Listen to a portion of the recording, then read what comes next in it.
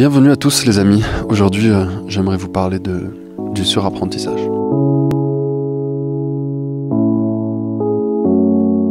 Forcément, c'est un sujet central pour moi parce que lorsque je me suis rendu compte qu'en fait, il était plus important de désapprendre, ou en tout cas de ne pas surapprendre, c'était quand j'ai vu que on avait beaucoup plus tendance à prendre des conclusions sur les choses, à se dire s'il m'est arrivé une certaine chose, eh bien c'est que je dois en tirer telle ou telle conclusion. Et en fait on a beaucoup plus tendance à conclure des choses qu'à observer et se retenir d'agir sur les choses. On a beaucoup plus tendance à faire que de contempler ou bien analyser les choses. Et je pense que c'est d'autant plus important de se le rappeler qu'il en va en fait de notre santé physique déjà. On va le voir sur plusieurs exemples qu'on peut trouver dans les croyances populaires et surtout dans les médias, dans les titres des médias et les articles. Et surtout dans notre santé mentale en fait, dans nos croyances et du coup en fait les comportements qu'elles vont nous faire adopter.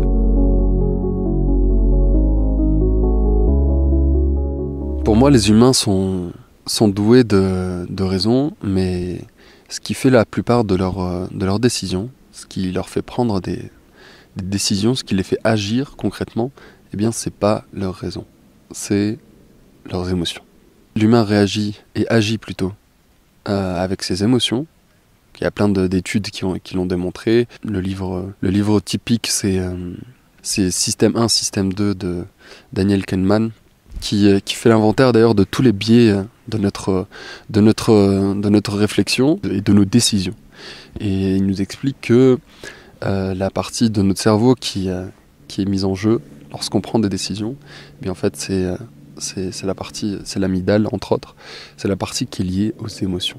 Et il y a un exemple en fait comme ça de personnes, un homme qui travaillait dans les chemins de fer, ça c'était aux États-Unis. Il a reçu une plaque de métal qui lui a fendu le crâne et qui a altéré la partie qui était responsable en fait des émotions. Et donc cet homme-là, il avait toute sa mémoire, toute sa raison, toute sa tête. Par contre, il avait un seul handicap, c'était celui de ne plus pouvoir faire des choix. C'est-à-dire que le matin, il se posait pendant des heures pour essayer de savoir. Il est là le problème d'ailleurs, c'est qu'il voulait savoir est-ce qu'il devait prendre du café ou du thé. Est-ce qu'il devait mettre plutôt une chemise ou alors un pull. Et en fait, ça nous montre à quel point vraiment nos choix et donc nos décisions sont totalement dictées par nos émotions. Et donc nos émotions sont en fait directement liées à notre environnement. C'est la raison pour laquelle il est important de garder en tête en fait ça. Je suis pas en train de dire que on doit arrêter de prendre des décisions sur nos émotions parce que quoi qu'il arrive, c'est impossible en fait. Parce que par définition, une décision elle est liée à une émotion. Donc ce serait un petit peu s'illusionner que de dire que on pourrait et qu'on devrait prendre des décisions avec raison, etc. Mais par contre ce qu'on peut faire, c'est se le rappeler régulièrement. Se rappeler régulièrement que nos décisions en fait sont le fruit de ce que l'on ressent face à ce qui nous arrive et qu'elles ne sont pas réellement des choix raisonnés, logiques et rationnels. C'est d'ailleurs en fait ce qui se passe, c'est que c'est qu'après coup que la raison en fait intervient, c'est qu'après coup que le deuxième système dont parle justement Daniel Kahneman, le système lent en fait qui va être il y a le premier système qui est le système rapide qui est donc justement ce qui peut s'apparenter à notre cerveau reptilien qui est lié aux émotions, qui nous fait prendre des décisions rapidement. Si on entend une énorme détonation, notre corps va se mettre à bouger tout seul et par la suite, on va se retourner, on va essayer d'analyser les choses et de voir rationnellement qu'est-ce qui s'est passé. Est-ce que c'est juste un ballon qui a explosé ou alors est-ce qu'il y a un réel danger? Est-ce qu'il y a des personnes qui nous sont chères qui sont mises en danger? Et c'est par la suite qu'on va émettre une pensée rationnelle. Mais avant ça, c'est notre partie reptilienne qui nous fait agir.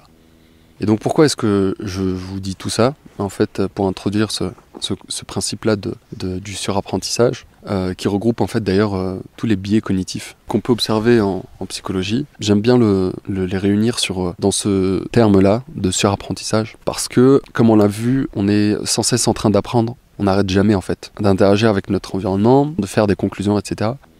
Quand on réalise ça, on réalise forcément que c'est important aussi de savoir quand est-ce qu'on surapprend, quand est-ce qu'on apprend de mauvaises choses. Il y a plusieurs ouvrages et travaux de personnes qui parlent de ça, que je résumerai très certainement dans la chaîne. Et les exemples qui me viennent, il y a eu un tribunal dans lequel on a pris en fait plusieurs juges. On a regardé est-ce que ces juges-là, ils étaient en capacité de pouvoir juger si le fait de relâcher un criminel, une personne qui avait commis un crime, est-ce qu'il fallait le relâcher ou pas. Et on a opposé ce groupe de juges humains, dont c'était le métier, de juger les personnes et de les faire libérer ou pas. Et on les a opposés à une intelligence artificielle qui prenait en compte simplement des éléments factuels. Et donc on a regardé que parmi les personnes qui ont été relâchées par les juges, il y avait 25% en plus de personnes qui commettaient des crimes après leur sortie que les personnes qui ont été libérées par la décision d'une intelligence artificielle. Donc tout ça pour dire que concrètement, en fait, qu'on le veuille ou non, c'est impossible pour nous de savoir, de pouvoir agir sans ces émotions-là. On a d'autres exemples comme dans le domaine de la santé. Il y a des études qui ont été faites pour en fait, voir les bienfaits du café, par exemple. Et il y a tout un tas d'études qui ont été réalisées et qui ont démontré en fait tout un tas de faits positifs qu'a le café, la consommation de café sur la santé. Voilà, ça réduit les risques d'accidents cardiovasculaires, ça réduit le diabète, ça peut réduire les risques de cancer de la prostate chez l'homme, les risques de cancer du sein chez la femme, et de manière générale, ça augmente la probabilité de vivre longtemps chez les personnes qui en boivent par rapport à ceux qui n'en consomment pas. Ce qu'il y a à savoir ici, c'est que là, on pourrait facilement en conclure que en fait, le café, c'est trop bien et que en fait, on devrait tous en boire et plein dans la journée. Et on oublie en fait que parmi ces études-là, ce qu'on ne dit pas, c'est que les personnes qui consomment du café, c'est des personnes qui ont un rythme de vie plus sain. Et ça, en fait, c'était des études d'observation dans lesquelles on a juste regardé ce qui se passait. Et on n'a pas fait réellement des études dites d'intervention, dans lesquelles on a vraiment pris des groupes et on les a suivis, on leur a fait consommer un groupe du café et l'autre groupe du placebo. Non, là, ces études-là, en fait, déjà, elles sont plus coûteuses à mettre en place. Mais ce qu'on oublie aussi de dire, c'est que du coup, même les personnes qui n'en boivent pas vont s'y mettre. Mais en réalité, une autre chose qu'on oublie, qui est en lien avec le surapprentissage, c'est que ces études-là, c'est des nombres, que c'est une moyenne en fait. C'est-à-dire que en moyenne, ça améliore sur ce groupe-là, l'espérance de vie, etc. Mais cela ne veut pas dire que pour certaines personnes, pour un petit groupe de personnes, eh bien ça a même des effets néfastes. Donc c'est en ça que on pourrait conclure rapidement qu'il faut absolument consommer du café pour améliorer sa santé, alors qu'en réalité, on oublie un principe encore plus important, qui est celui de laisser erreur. Un principe dont je parlerai également, dont on a d'ailleurs parlé dans les premières vidéos sur la théorie d'Eddie Miller. Et donc ce principe d'essai-erreur, si on le garde bien en tête, eh bien on voit que en fait, le café, si moi je le consomme par rapport à moi, à ma santé, ça me concerne à moi, donc il faut que j'essaye, il faut que je teste les choses. Et que je les teste de manière objective, dans le sens où je ne serai pas biaisé par le fait de me dire que forcément le café est une bonne chose, donc il n'y a pas de risque, je peux en boire, et je peux facilement aller dans l'excès, comme ça. Ce qui a d'ailleurs été mon cas. Voilà, je me livre un petit peu. Voilà, je pensais que le café n'avait pas de mauvais effets, etc., mis à part un petit peu l'addiction, etc., mais je me suis mis à consommer énormément de café, et j'ai vu qu'en fait, j'avais atteint, en fait, depuis un moment déjà, l'excès. J'avais atteint, en fait, une limite qui, lorsque je me posais et que je sondais mon corps, eh bien je voyais qu'en fait le café ne m'apportait vraiment pas de bénéfice direct. Et au contraire, il m'a apporté de plus en plus d'effets négatifs. Ce qui a fait que j'ai pris du recul, j'ai arrêté la consommation de café pendant plusieurs mois, et par la suite, en fait, j'ai retrouvé un équilibre qui m'a permis de voir réellement les bienfaits du café, mais en petite dose. Et donc en fait, j'ai retrouvé en fait l'équilibre qui concerne en fait tout simplement mon fonctionnement à moi, le fonctionnement de mon corps. Cette période-là de privation totale a permis à mon corps justement de se rebooter entre guillemets. Et donc voilà.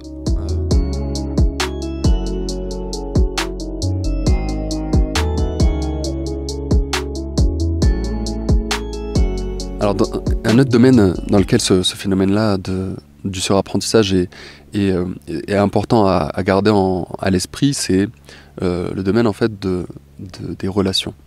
En gros, c'est cette idée que comme les personnes qu'on côtoie, qu'on a l'habitude de côtoyer, donc notre famille, nos amis, on s'habitue à leur mode de fonctionnement et du coup, on a facilement la capacité d'empâtir avec eux et de comprendre leur comportement, leurs réactions, etc. et de prévoir un petit peu leurs émotions, simplement en les observant.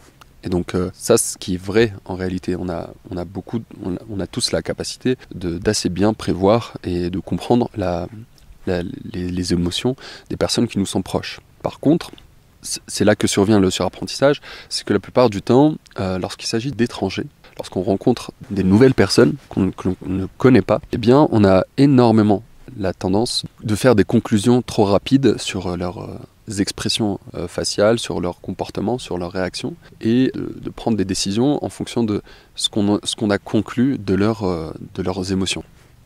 Et c'est pour ça que la plupart des personnes, et ce qui est naturel, ont du mal aujourd'hui à interagir avec les inconnus. Et je pense que pour moi, c'est important quand même de garder ce muscle-là de la bonne relation avec des personnes que l'on ne connaît pas, surtout lorsqu'on est amené à avoir un travail qui nous fait rencontrer beaucoup de personnes, et lorsqu'on est entrepreneur, ou lorsqu'on est tout simplement coach ou thérapeute.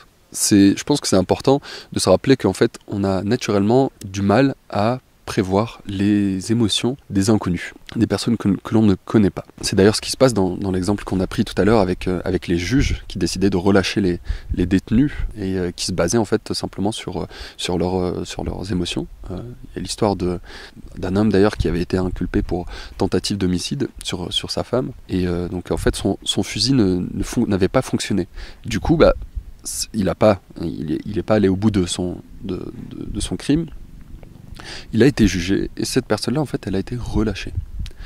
Et pourquoi elle a été relâchée ? Parce qu'il avait exprimé énormément d'émotions, de regrets, de remords. Ils s'en voulaient énormément. Et donc les juges et les jurés ont tout simplement cédé à ces émotions-là, se disant qu'en comparaison avec les personnes qu'elles connaissent, eh bien, c'est normal d'en pâtir avec lui, et qu'une personne qui a de tels remords par rapport à ce qu'il a fait, eh bien, il ne recommencerait pas. Mais ce qui s'est passé, c'est que cet homme-là, quand il est sorti, il a fini par accomplir le crime qu'il avait prévu de faire. Et donc les juges ont vu qu'en fait leur décision n'était tout simplement pas pertinente.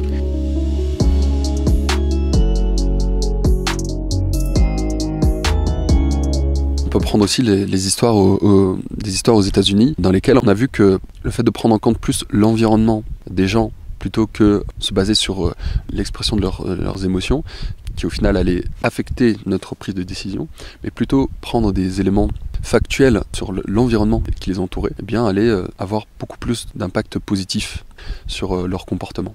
Et il y a deux exemples en fait qu'on peut prendre sur des statistiques de tentatives de suicide qu'il y a eu aux États-Unis. Je ne sais plus c'est quel pont aux États-Unis, un des ponts, il me semble à Chicago, sur lequel en fait, eh bien à l'époque, on observait qu'il y avait beaucoup de personnes qui se suicidaient sur ce pont-là. Ce qui s'est passé, c'est que par la suite, on a simplement décidé de mettre une rambarde, parce qu'en fait, il n'y avait pas de rambarde sur ce pont-là.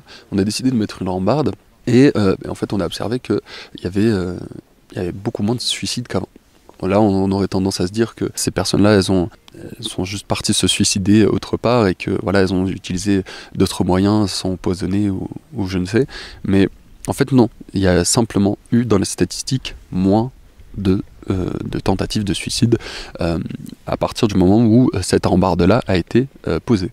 Un autre exemple est celui des des personnes qui se suicidaient avec un gaz, un des premiers gaz qui était utilisé pour faire chauffer la nourriture, pour cuisiner. Eh bien, il se trouve que ce gaz-là, en fait, il était également très létal, il était très dangereux, et il se trouve qu'il y avait des personnes qui l'utilisaient pour se suicider. Et là, pareil, lorsqu'on a éliminé ce gaz-là, qu'on a limité l'utilisation de ce gaz, eh bien, on a observé, encore une fois, une baisse des tentatives de suicide. Et au final, tout ça, qu'est-ce que ça nous dit? Ça nous dit qu'en réalité, c'est très difficile de conclure les comportements des gens en fonction de leur psychologie, de se dire qu'est-ce qui fait que les personnes se suicident dans tel ou tel endroit. On pourrait se dire que c'est parce qu'elles sont déprimées, elles ont perdu quelqu'un de leurs proches, ou qu'elles ont plus d'argent, ou qu'elles ont plus de sens à la vie, que c'est pour ça qu'elles se suicident. Et si on prend vraiment la statistique des tentatives de suicide, eh bien en réalité, l'environnement, des éléments factuels de l'environnement ont beaucoup plus d'influence sur le comportement de ces personnes-là que ce qu'on pourrait imaginer dans leur vie personnelle, etc. Non pas que ça n'a pas d'importance, bien au contraire, c'est juste que de notre point de vue à nous, il est impossible de savoir exactement ce qui se passe dans la vie de chaque personne, d'autant plus de pouvoir le déduire de son comportement et de ses émotions apparentes.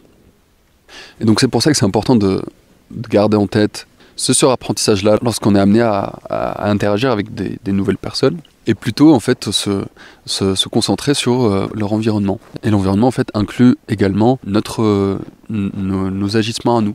C'est-à-dire qu'on pourra beaucoup plus prédire le comportement d'une personne lorsque on va tenter une action envers elle, plutôt que simplement prédire ce qu'elle va faire par rapport à ce qu'elle est en train d'exprimer comme émotion sur son visage, ou par rapport à ce qu'elle est en train de dire. Voilà tous les amis. Je pense que là, la vidéo est un petit peu plus longue que d'habitude.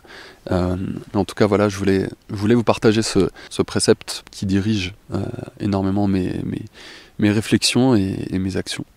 Donc voilà. Pour résumer, on peut garder en tête que quoi qu'il arrive, qu'on le veuille ou non, nos décisions sont dominées par nos émotions, et que ça ne sert à rien de vouloir le combattre, mais plutôt de s'en rappeler régulièrement, et de se rappeler également que l'environnement a beaucoup plus d'impact sur les gens et sur leur comportement, plutôt que ce que l'on peut conclure sur leurs émotions et leurs comportements apparents. Voilà tous les amis. J'ai apprécié faire cette vidéo-là, dans ce cadre-là. Je vais faire une vidéo bilan de ce défi, de cette vidéo en 7 jours.